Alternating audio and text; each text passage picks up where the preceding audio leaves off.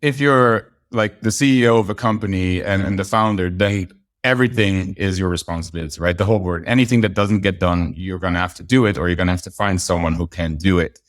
And if you fail, that means people lose their jobs. They might have kids. They, like your investors are going to be angry or like disappointed. Actually, is a better term there. And also it's failure to yourself, right? Hey, Vincent, good morning. Welcome to Innovators Can Laugh. Happy to have you here. How are you doing? Morning, Eric. Great to be here. Thanks. All good. The sun is shining. Ready for a good day. How are you? Yeah, I'm pretty good. Sun is shining here in Bucharest. The kids are off today. It's a holiday. So today and tomorrow, obviously, when they're here, I can't get much work done, but I'm going to get them out of the house because the sun is shining. Now, where are you calling from, by the way? I'm based in Barcelona. I'm not Spanish, as you might guess, but I moved here about 3.5 years ago, and it's been one of the best decisions. Okay. I envy you. I envy the sangria, the tapas, the siesta, the good weather, and the beautiful beaches. So I'm a little bit envious right now, Vincent. Don't forget paella and jamón. That's right. Claro que sí. All right. Let me give a background, a little bit of your history so the audience can get an understanding of who you are. You've been in the sales and marketing software space for about 10 years. You ran your own startup, funnelFox, for around 8 years. And after that, you led an enterprise product unit at ZoomInfo. Currently, you are the VP at Dealfront, where recently you helped merge a sales-driven company called Echobot that was started in Germany with a product-led company, Leadfeeder, out of Finland. And you also have a hotline called the Product Pepper Hotline, where anyone who has a question around product-led growth can access the hotline for free via your newsletter, and you will do your best to answer their questions.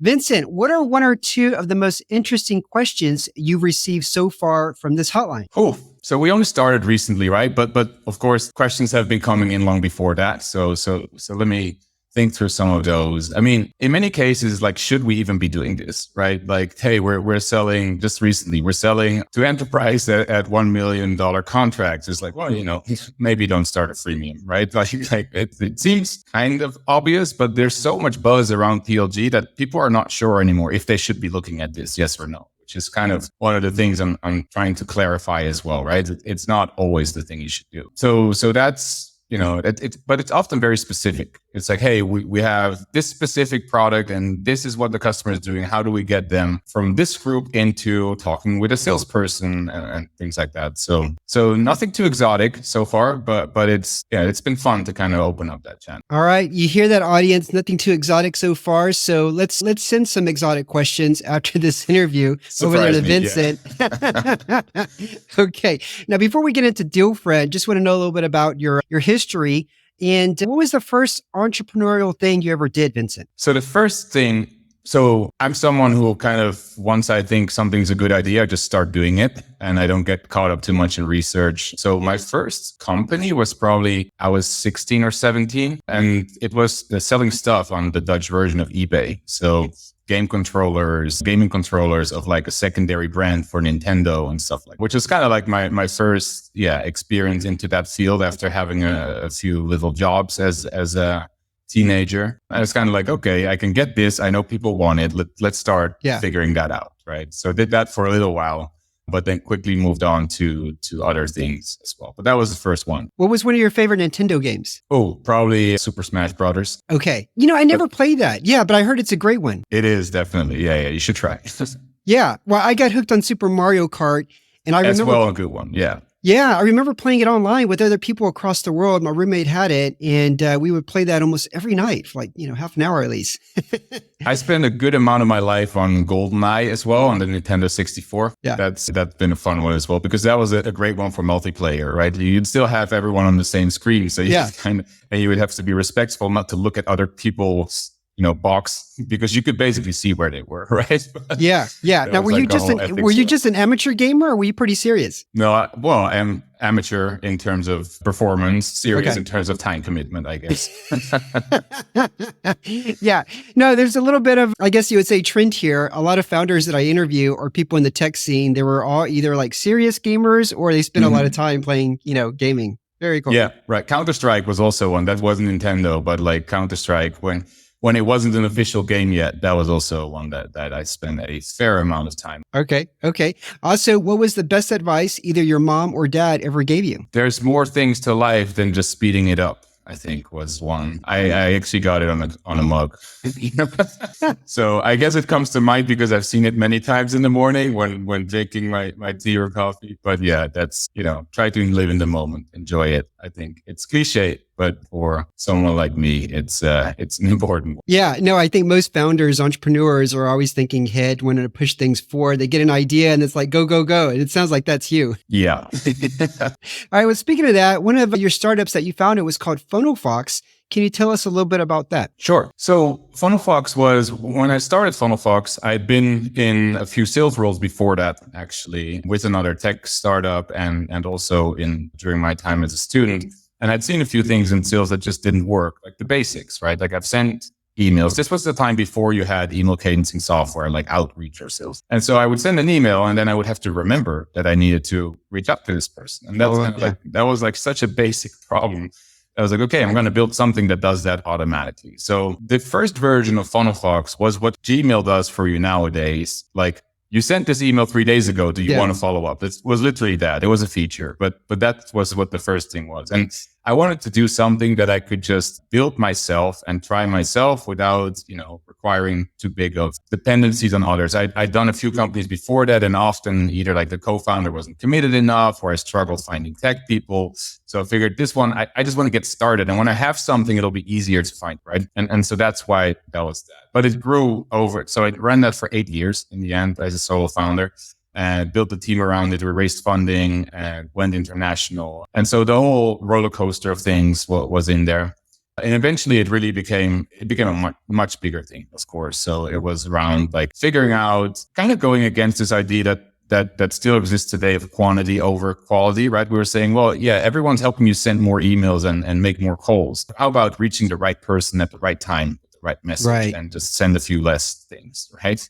Yeah. That was the final product we were on the market with. It was, I think, in terms of timing, that might have been 2 years too soon. Now it seems like there's a lot of momentum for that with the changes that Google and Yahoo are announcing and so on, and the whole Gen AI push where everyone's just sending everything automatically. But that was the focus of the. Yeah. What was the biggest difference from being like a solopreneur to leading a large enterprise product for ZoomInfo? So the biggest difference was kind of immediately in the first week when you come in. So if you're like the CEO of a company and the founder, then everything is your responsibility, right? The whole word. Anything that doesn't get done, you're going to have to do it, or you're going to have to find someone who can do it. And if you fail, that means people lose their jobs. They might have kids. They, like your investors are going to be angry or like disappointed. Actually is a better term there. And also it's failure to yourself, right? And then, when I joined ZoomInfo, and this is nothing specific to ZoomInfo, but just I think any big company that joined, people were all concerned about something not working out, like, oh, we do this, what if it doesn't work? And it's kind of like, yeah, well, what if it doesn't? What happens, right? Yeah. Just try the next thing. And this whole risk, nobody loses their job.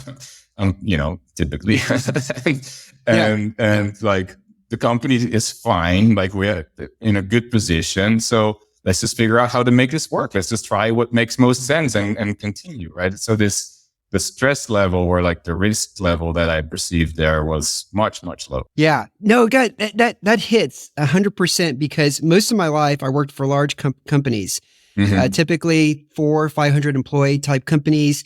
And I never experienced that sort of anxiety. Like you said, what if we roll this out and it doesn't work? Not until recently, about 3 years ago, when I got into tech and I started working at startups. And I had never talked to a customer, Vincent, my entire life, even though I had been in marketing director, never spoken to a customer. And it wasn't until I got into the startup space and I realized, no, we talk to customers all the time. And that's something that you're going to have to do. But it was just so valuable to get that insight, get that feedback, make changes, as quickly as you can and try to roll new things out that your top performing customers really wanted and appreciated. And then of course, when things don't go well, there was layoffs and I've been a part of that in my history. So I know exactly what you mean. Now let's get into Dealfront. merging a sales-driven company with a product-led one. It sounds like that's quite the journey. Can you walk us through some of the challenges you face when combining the cultures of Echobot and Leadfeeder? I mean, these are two different companies, but also from two different countries, and how you navigated those waters to create, I guess you would say, maybe a cohesive go-to-market platform? Yeah, for sure. So a bit of context, right? So Echobot was in the sales intelligence space. So strong, like German leader, for example, on company data and contact data, whereas Leadfeeder was in the web visitor identification space. So knowing which companies visited your website. And this was a merger of equals initiated by growth equity fund Great Hill Partners, that kind of thing here to go for. And the good thing of it was that it was complementary, right? So there wasn't a lot of competing functionality where we had to pick one or the other. We just had to make it fit together. But it was still a merger of equals. So you're always kind of you end up always compromising somehow, because you don't want to pick one over the other, although and we did, though in some cases you have to, right? But we were a bit slower in making that happen because we wanted to make the right decision, right? We didn't want to rush into things like when, for example, a bigger company like a ZoomInfo would buy something, the terms are set, right? You just follow what ZoomInfo to a large extent. Yeah. But in this case, we had to kind of take everything apart and put it back together, right? And this was also the reason why I took the role. So what were some of the things that you did to help get people integrated and collaborate? Right. So I think, and this was obviously assessed before this merger was ever considered. But the one thing that really made it work is that the way that people viewed each other and wanted to take care of each other and help each other was very similar in both. So you can be from a different country, but you still treat people with respect, and you still, try to have fun at work, and like those little things, they were very similar. And that's why when you put people in a room, they could just figure things out together, right? And so yeah, that's kind of, but we're working through it was in the end just like we took our time, not saying in like we took it easy, but we took, you could rush this thing in 6 months. And then you'd probably have like something duct taped together, and well, we took a bit longer. But I think the one thing that we did succeed on is that we are one company. We have all the teams, like where teams need to be brought together, they are one team now. There is no like you are Leadfeeder, you are Echobot. Like this doesn't exist, and this is, in my view, one of the hardest things to get right. Like sure, there are things in the product that we want to enable further so that you can do more with the combination, right? The bigger idea. But, you start with the team, and when you have the team in the right place, then it's a lot easier to build those things. Yeah. Back a long time ago, I used to work for an airline called Continental Airlines based out of Houston. They merged with United Airlines based out of Chicago. Even though people considered that it was not necessarily an equal merger, but we were both very large airlines, the branding and the name basically went with United all the way from there on. How did you guys decide which company that you were going to focus on in terms of, the branding? Right. So a lot of this was initially driven by the two former CEOs. So Sebastian and Pekka, and they work really well together as well. And both of them, they share this vision of like, the bigger go-to-market form that we can be together with what we have today and the further products that will be added to that. And they both agreed that neither of the names was actually the right name for that. So that made things a little bit easier, right? So it's like, okay, if it's not either, then let's just come up with the right new name and let's own that together, right? And that was kind of a natural outcome. We did notice, though, that in some cases, it might make sense to keep a brand name around. So you might notice that we're still talking about Leadfeeder, but we're talking about Leadfeeder as a product, not as a company. So the market just knew Leadfeeder as web visitor identity, even though the company had already developed two other products that are now branded with a different name complete. But when people think Leadfeeder, they think, oh, identifying companies on my website. So we decided to, that would be a waste of brand value to throw away. So we kept that, but it's Leadfeeder by Dealfront, and Dealfront is the main brand. So it was a fun process to come up with those names, and all the fun of finding domains that still fit. But I think in the end that worked out really well, and everyone. Okay, likes. Now you're a bit of an outsider because you're Dutch, and I think you spent some time in New York, right? Yeah, a little bit. Yeah, when we went through the Angel Head Accelerator there. Yeah. Okay, and then now you're working with these companies. One from Finland, the other one, out of Germany. As an outsider observer, what were some of the cultural differences that you saw that that just maybe you either surprised you or thought, okay, that's interesting? So management cultures were different. And I think that's not even just culture. Like there's national culture and then there's just culture, like organizational culture, I guess. Right. And so there were differences there that we, you learn them as you go. And as with every person you start working with or company, like as you're going through the work, you start realizing that there's other ways of approaching things. I'm trying to come up with a good example here to be more specific. But okay, well, if you think of an example, let me know. And then in terms of like Dealfront, because that's the brand that you guys went with, what was your like the key milestones for this integration? Like what were some of the key things that you guys wanted to focus on?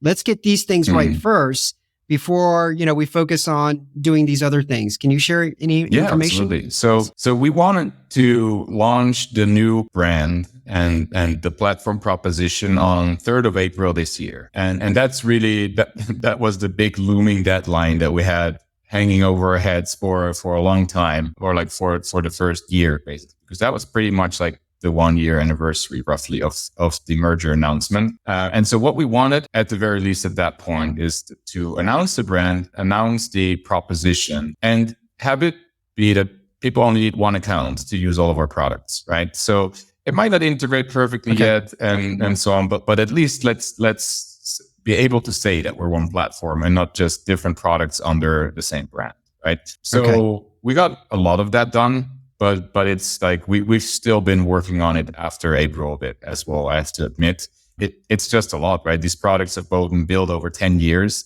And, that there's always, edge cases, other things to think about, unexpected things that take the attention. But that was a big milestone for us. And I think the next one is going to come at the beginning of next year, where we've been really working on enabling these cross-product use cases, right? So, being able to select an audience in one place, then knowing when they visited your website, being able to run ads on the same audience and almost at a click of a button, right? That's the idea. And, those things are going to become a lot easier in coming months. Yeah. Now, kind of the integration. I mean, some of the questions I'm wondering, like who decided which team was going to create, the sales materials for Dealfront? I mean, was all of that decided beforehand? Like, this is the team that's going to create these different assets, or is that something that you guys, okay, let's get these team collaborating and then we'll decide what team members we're going to have in charge of, whatever projects. So it just like considering the sales materials, for example, like who created that? What department? What company? So we were operating as one company when we did that. So we put the teams together and then started to work on that where possible, right? So in some cases for a while, especially until the brand launched, we kept, for example, the sales team separate still because they were still selling the original product and there was no integrated experience. Right. So that didn't make sense yet to merge. But where we could, so for example, in product, we merged right at the beginning when I joined because we had to set the strategy for the future. And when creating the materials for the platform, that wasn't also done by, should Echobot do this or should Leadfeeder do this? Like, no, marketing does this, right? Like, and so I think we were already past that point when that consideration. Okay. Did you see any teams integrate and collaborate sooner versus other departments? I'm a marketer and I feel like other marketers would probably get along very well because we kind of do the same thing. But I'm just wondering if engineers from different countries, if they collaborate pretty easily or not. So everyone goes on a different timeline, at least in our case, because, the way that product sets the strategy and the plan, then engineering needs to get involved to see if that's even feasible and start the execution. Once that becomes a real thing, we have to start talking with product marketing and with marketing to bring this thing to market. And once we have that, we need to start involving sales and then they need to start doing their part once it goes live, right? So we've seen clearly this timeline, like for everyone, the transition was about 6 months, but depending on when they started, right? So that was very clear. On some teams, though, integration didn't need to be as deeply right away, right? So we weren't suddenly gonna mix up all the engineering squads. People who'd been working on the Leadfeeder product before would remain there, right? They would keep working on that. So there you're talking more about maybe reporting lines changing, but the operating squad is remaining the same. Okay. Yeah. Any advice for founders or companies that are looking to undertake a similar journey, acquisition? Think it through. And I'm not saying that because there's a negative experience here, but it is a ton of work. It is a ton of distraction. So make sure you do it at the right time. I'm not able to say yet if we did it at the right time because, the market went down. I'm not sure yet if that was a good or a bad thing in the end. So the opportunity cost has of course been less. Because you slow down when you do this, right? So the slowdown during a year that's already slower, of course, is, maybe we haven't lost as much, but at the same time, it makes other things harder, right? So there's more pressure there. I mean, so that's one part. I would ideally not do a merger of equals just for if it's your first one. So, ideally try to have one company that a bigger one acquiring a smaller one. But, this wasn't the first time we did this. So I think, but it comes with a lot more challenges. But the big thing is, and of course we are looking also at M&A ourselves right now from the combined new platform position. And, it's a big decision. And I've spoken with many other companies that, bought 5 companies and nothing came out of it. And if that happens, then you've not only spent that money, but you also don't have the revenue that you thought you were going to get from it. And so it's like with any new hire or, with new hires that you can't just hire someone to solve your problem, right? So you need to validate and know exactly what you want there. And once you have high confidence, then an acquisition can be a very good way to actually, either buy revenue or technology that will help us. When businesses discover Dealfront, what are the top 1 or 2 things that they get really excited about, Vincent? So we have the 2 use cases that people come in on. For web visitor identification, it's just seeing the companies, right? So they set up the tracker script on their website. And as soon as companies start visiting their website, they start seeing the names, the logos, and they can start digging in. It's like, oh, who actually works at this company? Can I reach out to them? So this is a really, a good motion, kind of a discovery motion for those companies. On the sales intelligence side, it's, seeing what's actually available in my market, right? Figuring out how can I find the right target audience and realizing, oh, wow, there's actually thousands of companies and okay, this is my ICP. These are the people that I want to go after. And, being able to then put that into the systems that you do the work. Okay. And what are you excited about for the next 12 months for Dealfront? So I think in the next 12 months, we are slowly but steadily moving on from merger topics towards the growth topics. So that's the fun part, right? So these integrated use cases, some of the new ideas that we've been, holding off on because we wanted to get the foundations right, but we're really keen to get into that. That's all coming in the next year. Starting in Q1 already, there's a lot of new product announcements that will be coming out. And I think we've been a bit more quiet this year. We wanted to get our house in order.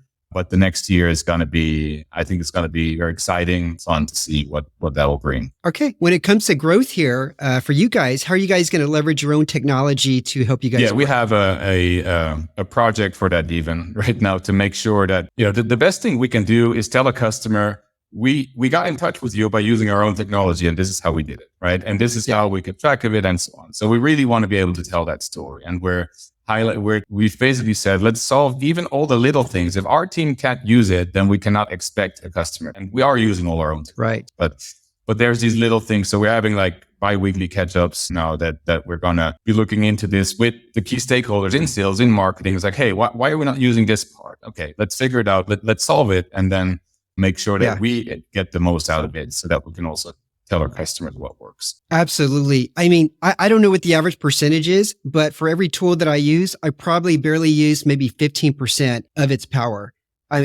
Take Canva, for example. For the longest time, I didn't know you can remove a background image in Canva. And I was actually paying for another tool to do that until somehow I just stumbled upon it and I just felt like the biggest idiot. But it's one of those things, if you don't communicate what your product does repeatedly, then you can't really expect your customers to figure it out on themselves. And the other part is, especially in sales and marketing technology, is when someone reaches out to me by email, says, oh, we have this best LinkedIn outbounding tool. I'm like, so why didn't you use LinkedIn? Why are you reaching me by email, right? So that's the simple example, right? But you have to show that it works. If you can't use your own tool, in some cases, there's a real reason but in most cases, it's well, if it was so good, then why didn't you reach me through the channel you say that you manage, right? in our case, that's definitely what we want to promote and what we want to be transparent about as well. Yeah, great. Okay, let's just jump into some rapid fire questions. The first one for you, Vincent. You ready? Let's do it. Okay, fill in the blank. The Academy Award for blank goes to Vincent. Embarrassing situations. For example? Oh, well, because I'm a person that just typically does, not before thinking, but like soon after, I tend to sometimes, have some trial and error mistakes. I mean, do you want to hear the example? No, that's okay. No, as we say in the States, you put your foot in your mouth. Almost. Yeah. Okay. Blank is an unusual food or drink I consume. Unusual. A ginger shot? A ginger shot is like pressed ginger in the morning, which is apparently good for immune, someone said. Isn't that really strong? Yes, it is. So it kind of burns through the throat. It's great in winter. Has a bit of that wasabi vibe going, so to say. Yeah. Yeah. No, I used to cut raw ginger and put a little bit in my smoothies, but sometimes if I put too much, I can taste it. I'm right? like, oh, wow, that's... Yeah. Okay. All right. Last one here. Blank is a contest, a game, or a challenge I have won in the past. That brings me, I think that might be judo competition that I won. Like that I actually competed in a formal competition. This is a long time. I was a kid still at the time. Judo, that's the one that the actor Steve, is it Seagal? Or he used to do, I think? Also jiu-jitsu, but maybe also, yeah. Okay. But of course, there's a lot of similarities in our moves, yes. Where did you learn this as a kid? Yeah. So it's quite common in the Netherlands to do that as a sport. So I did that but as said, I was really young. Like this was up until high school. So, then I wanted to be part of the cool kids. So I stopped. So you stopped. The cool kids weren't doing judo. That's what I figured out. Yeah. Which is obviously not true, but that's what I thought at the time. Yeah. Hopefully the cool kids weren't doing too many bad things, but well, very, very cool. Very interesting. Do you still practice at all? Do you keep it up at all or no? Yeah. But I think it's one of those things like riding a bicycle. I feel like if you practice it a number of times, then you still know how to do some of the There's some of the moves that in terms of how you'd use the body or the strength of others or like rolling when you fall or things like that. Yeah, sure. Yeah. Okay. All right. Vincent, thank you so much for coming on Innovators Can Laugh. Yeah, thanks for having me. This is fun. Yeah, my pleasure. I'm going to put links to Vincent's LinkedIn as well as Dealfront, the website, in the show notes for everybody listening. I'll be back next week interviewing another person from the tech scene here in Europe. Thank you for listening.